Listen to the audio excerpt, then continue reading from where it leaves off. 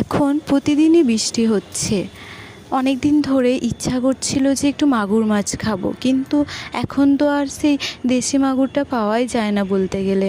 তাই যেহেতু খেতে অনেক দিন থেকে ইচ্ছা করছিল, তাই দেশি না হাইব্রিড সেটা না ভেবেই কিনে নিয়েছিলাম। তো 400 টাকা কেজি নিয়েছিল, একটা নিয়েছিলাম, পড়েছিল 150 টাকা দাম।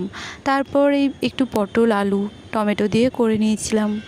আর এই দেখো কেমন বৃষ্টি পড়ছে, সারা দিন ধরে শুধু বৃষ্টি হয়েই যায় কি বলবো। আর এই যে আমি রুমালটা বুনতে শুরু করেছিলাম, তো আমার প্রায় কমপ্লিট হয়ে গেছে, এখন প্রায় নয় সম্পূর্ণ কমপ্লিট হয়ে গেছে। কেমন হয়েছে একটু তোমরা জানিও। এখন লক্ষ্য করলে দেখি প্রায় অনেকেই এরকম কাজ করে, সুতো ফেব্রিক এইসব দিয়ে কাজ করছে, কাজের পাশাপাশি পড়াশোনার পাশাপাশি কেউ কেউ প্রফেশনালি করছে। যারা এই টুকিটাকি হাতের কাজ ভালোবাসে, আমার মনে হয় তার প্রত্যেককেই এই ভালো লাগাগুলো যখনই একটু ফাঁকা সময় পায় বাঁচিয়ে রাখে এবং রাখার চেষ্টা করে।